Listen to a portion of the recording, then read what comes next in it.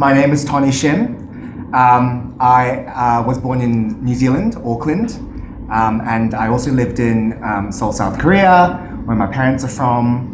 And I have been in this country for about 3 years now. So I just graduated training at Mount View as an acting muso, which is great. Yeah. My name is TJ Douglas-Welsh. I am born and bred in Bonnie Dundee back in Scotland, and I just graduated from the Royal Conservatoire of Scotland with musical theatre. So yeah, and RuneSical.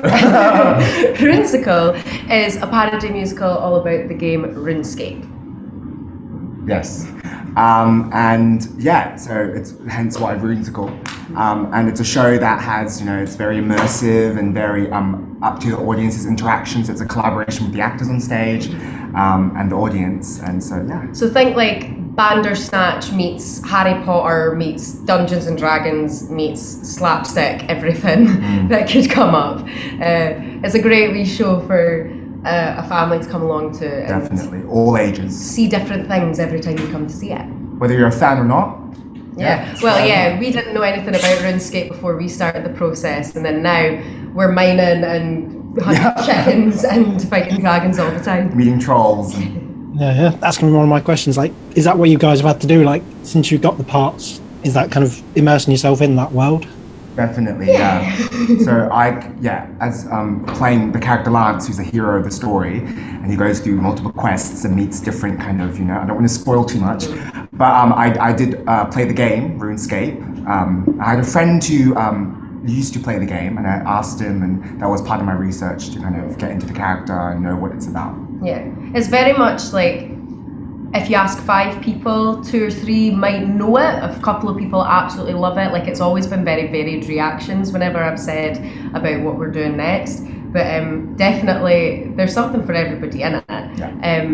I've always been like into fantasy kind of things and storybooks, so like this is an easy world to jump into, whether you know the game or not. But definitely, the pathways and things. I just think it's like a great show for choice, and interaction is very much key. It's just a lot of fun. Yeah, like the whole show. What kind of attracted you to the parts then, obviously, if you didn't know the game? Well, I mean, yeah, when I read the script, the way that it might seem like a simple show just based off of a simple game, but it's actually not. The plot twists at the end definitely got me when I read it. Yeah. And also the just doing a new work and having new songs with beautiful lyrics and different rhythm changes and different styles of music within the show is what attracted me too. Oh yeah. Well, I've always wanted to go to the Fringe, so that was a big thing. I'd heard for a couple of things that Gigglemug have done before. The team of Gigglemug, Sam and Alex, they've been absolutely brilliant. So I was really keen to get my teeth into some comedy musicals, try out some new things. But then, of course, as soon as it was gnomes and dragons and trolls, it was like, oh, okay, there's an extra layer. So it piqued my interest early on. I wanted to know more. Amazing. And kind of, as you already mentioned, it's going to be interactive with the audience. How have you guys been preparing for that? A lot of line running and a lot of like asking each other questions, constantly saying what's coming next, what has came before, just reiterating that all the time, because it's hard enough to learn a script, never mind a script different with choices. like 5 different even for us it's so unexpected, but it's up to the audience, choosing our pathway. But it is a lot of fun. It is a challenge, but it's exciting. So it is that we know what all the options are, we're prepped for all the options, but it's in the moment then what happens, that'll be the dive in. Yeah, and that kind of obviously keep you excited, because obviously, like you say, it can go any way. The show's never going to be the same every performance, is it? Yeah. Well, that's it. Of each performance that you go to see, you're missing out at least 2 songs. Yeah. And obviously the different endings, the different stories that you can see. But it's definitely a mental challenge. It keeps you on your toes, which is great when you've got such a long run at the Fringe. We'll be there all the way through August, so that'll be good to keep it fresh and to keep it exciting. And we've had audience members come in for a performance, an audience member for a rehearsal, one rehearsal for the show, to kind of practice that and kind of for us as actors to get used to that interaction and looking them in the eye, having a conversation. Yeah, of course. Yeah. As it goes on, we'll have more crowds and just various different people, because it is, again, there's going to be anyone and everyone will come to the show. So we want to make sure that anyone and everyone can enjoy it and can play around as much as we can in it. Yeah. And you kind of already mentioned it, but is it kind of the show for all ages, or is it kind of... All day. All ages. It's a family show, it's 8 and up, so there is, a couple of bum jokes, a couple of farts here and there, but definitely safe for all the family and enjoyable, definitely. Yeah, the jokes, I think, Yeah. When we perform the show, I think a lot of kids will be laughing their heads off. And being kind of like, whoa, scared and stuff sometimes, but And mum and dad too. There's a couple of hidden jokes there that maybe the younger ones might not get. So it's for everyone.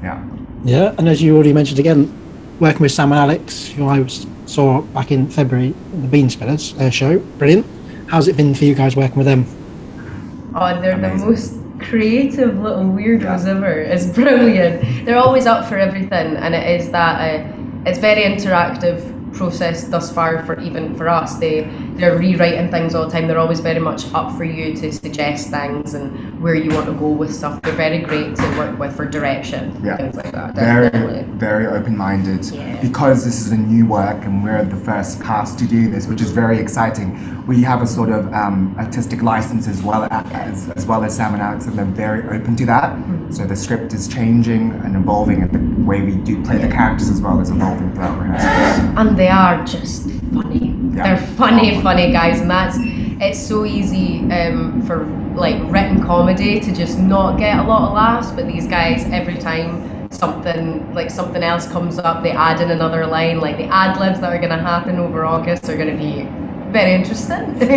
But definitely they're just easy to work with and very encouraging. Like for me, this is definitely my first professional job. They've been very encouraging, and as well as just protecting us and making sure that we feel secure and that we feel sorted with everything too. Amazing. And the Fringe, obviously, itself is such a massive thing. Obviously, how excited are you guys to making your debuts there? So excited. Very excited. I because I'm new to the country, Fringe was something that I didn't really know about.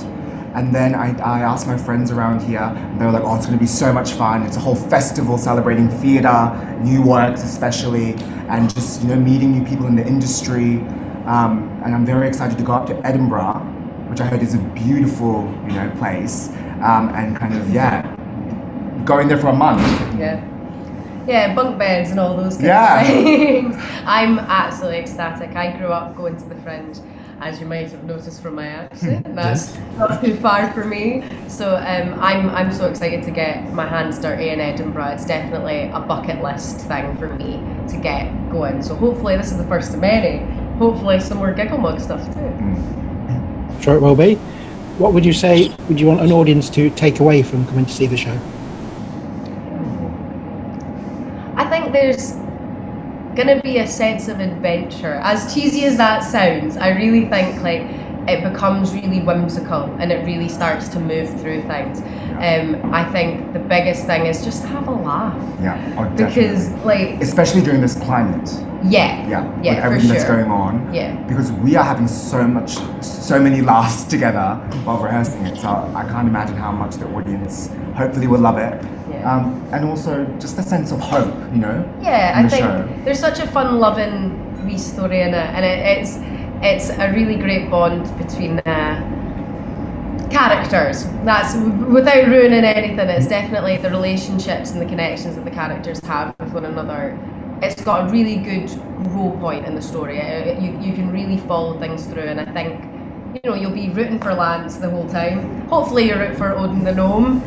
You never know. Exactly. So I think that's the big thing, just to come and get a minute to go on an adventure with you and the rest of your crowd. It's just a good time. Just a good time. And I have a couple more general questions I always ask all my interviewees. The first one being, what was the first piece of theatre that you can remember seeing, and why did you get into performing? I grew up watching pantos with my family. So I'm from Dundee, but we used to travel all about, like especially to Edinburgh. We used to go to Glasgow for the play, like everything. And I think the first panto that comes to mind was Cinderella, but there was a helicopter in it. That's what I remember most. A very Miss Saigon-esque scene up in the palace. Cinderella. Yeah, it was spectacular. I think so. I started as a classical violinist from a very young age, and trained which like you'll that. see in the show. Yeah, but I discovered theatre, I think around like 9 years old, around that time.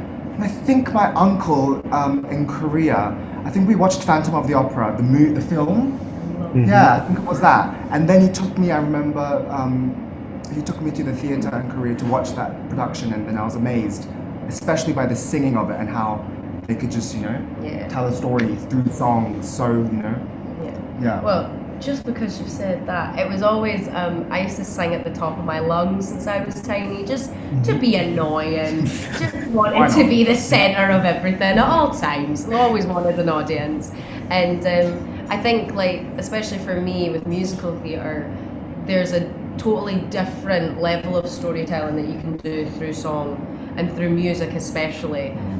Like for example, in this show, the band, it's all actor muso, so we'll all be playing bits and bobs. We've got our band behind us the entire time to hop in and out of the scenes.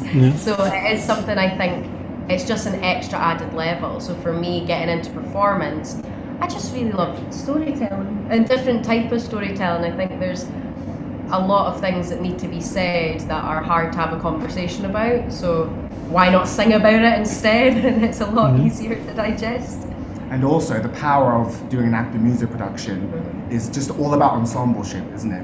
It's all about us, as you said, the band's on stage, but also transforms into different characters. And we all just know that we're with each other the whole time, because our energies are, with each other, so we just feel secure. Yeah, that's really lovely.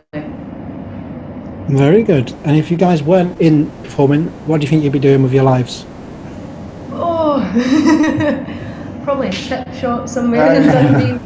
No, I think I was going to study English. It is, as well as performance, I like to write and to direct as well. So I probably just would have been a bit more boring with my writing and wrote essays or something like that. Maybe.